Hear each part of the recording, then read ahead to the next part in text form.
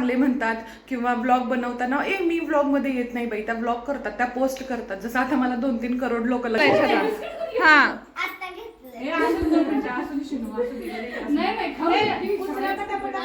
आडवा घेताय ना आणि एक उभा घ्या.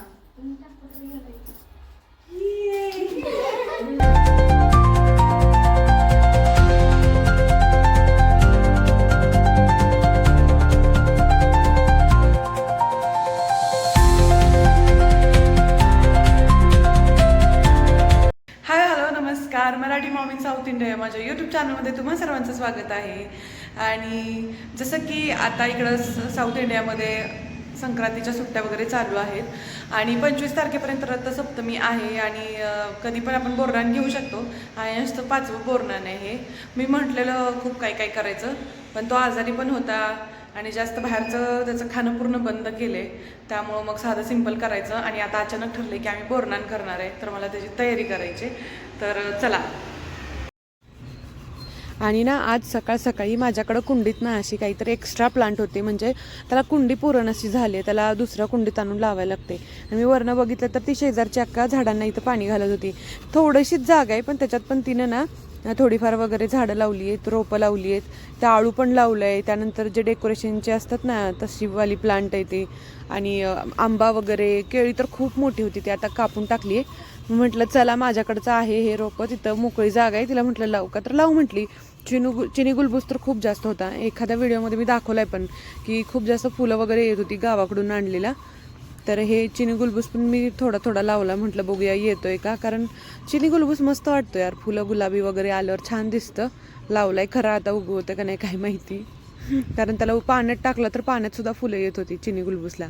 आणि हे बघू शकता साऊथ इंडियन लोकांची घरं कशी असतात. साऊथला ना घराला कलर द्यायची पद्धतच वेगळी आहे. पिवळा, निळा, हिरवा अशा प्रकारचा कलर दिलेला असतो.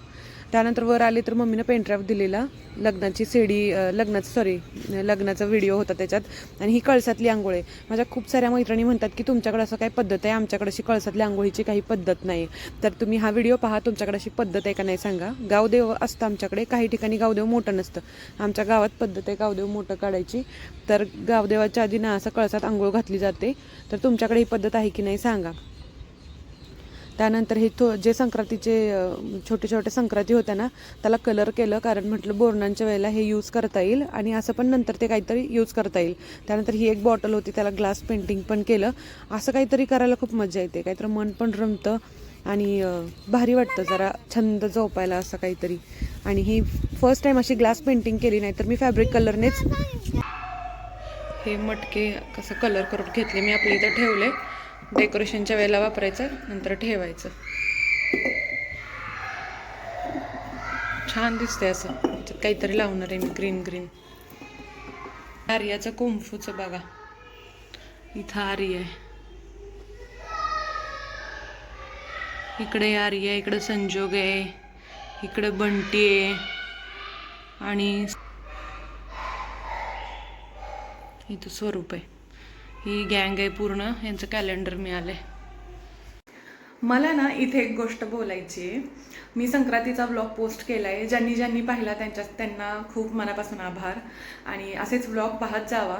आणि एक गोष्ट सांगू का, ॲप्रिसिएशन काय असतं, मी म्हणजे थोडक्यात एक स्टोरी सांगते काय तर माझ्याशी काय घडलं.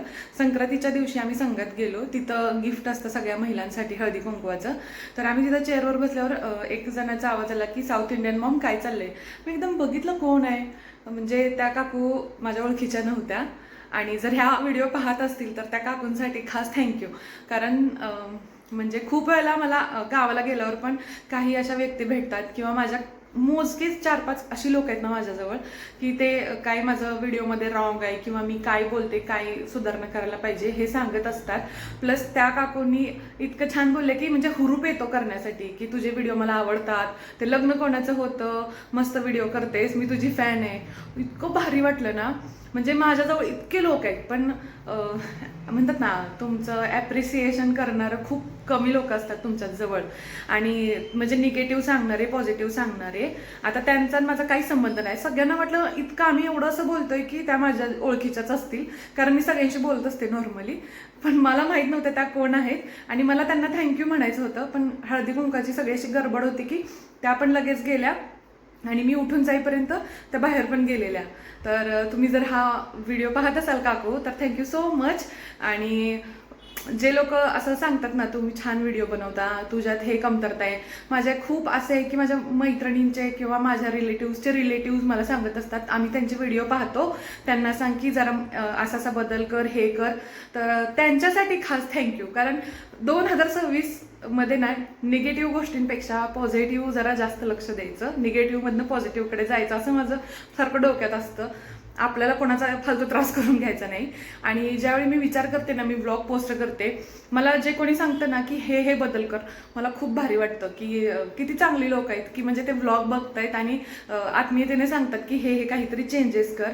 तर त्या सर्वांसाठी खूप थँक्यू. आणि ज्यांच्याविषयी म्हणजे हे मी जे कोणाविषयी बोलते त्यांना पण समजलं असेल की जे मला कोण सांगतात हे कर, नाहीतर बाकी नुसतीच भीडभाड आहे, तोंडात फक्त चांगले म्हणतात.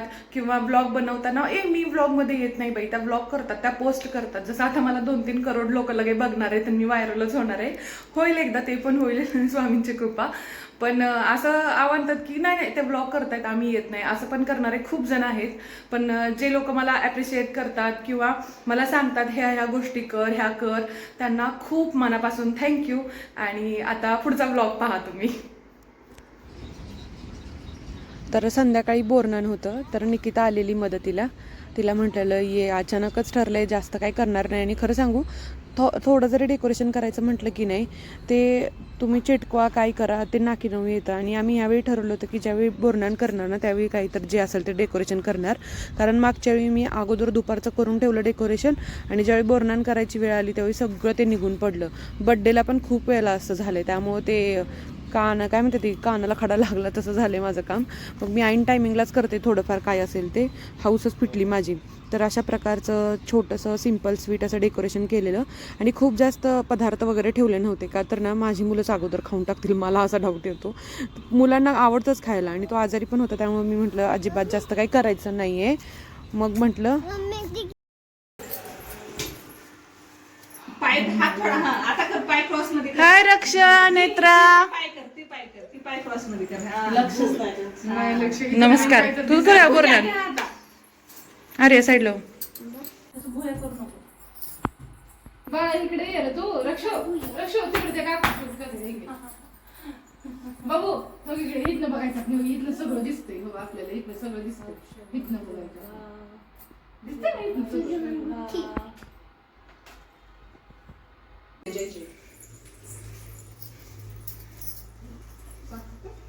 मामा आता मोठा झालाय. काय रे बघू,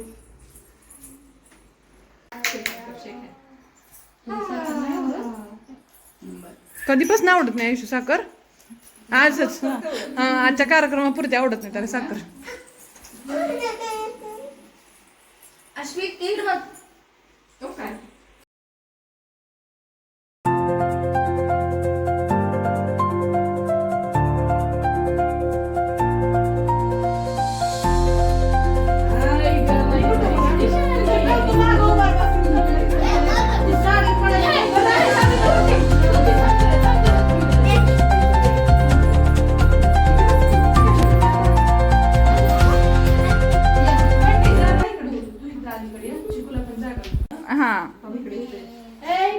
चॉकलेट पटापट उचलायचं.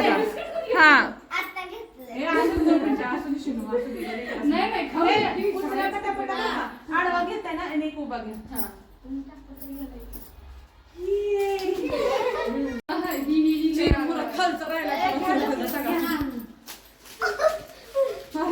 आयुष्याचीच गरबड. तुला नंतर असते शेवटी बाळा. रक्षला नेत्राला घेऊ दे. अश्विक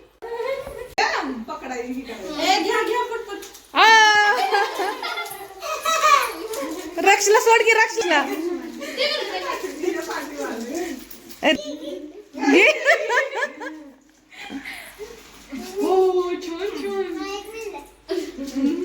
रक्षा रक्षा रक्षा रक्षा घे. स्नॅक्सलाही आणले पोरांना खा. तर अशा प्रकारे आजचं बोरनन वगैरे झालं आणि आज थोडंसं इमोशनल वाटलं यार, म्हणून मी तो व्हिडिओ बनवून पोस्ट केला होता. खरं सांगायचं झालं तर व्लॉग एडिट करणं म्हणजे साधं सोपं काम नाही आहे. साधं बड्डेचं एडिट करायचं म्हटलं तरी लोकांना नाकी नऊ येतं. तर किती मेहनत घ्यायला लागते विचार करा. आणि लाईक शेअर सबस्क्राईब करत जा, व्लॉग पाहत जा. नवीन असाल तर चॅनलला सबस्क्राईब करा, म्हणजे नवीन काही जे तमिळनाडूतले मी व्लॉग पोस्ट करते ते तुम्हाला पाहायला येतील. आणि व्लॉग विषयावर बोलायचं तर माझा खूपच मोठा व्लॉग होईल, त्यामुळे हा व्लॉग मी इथेच थांबवते. लाईक शेअर सबस्क्राईब करून जावा आणि भेटू नेक्स्ट व्लॉगमध्ये. Thanks for watching.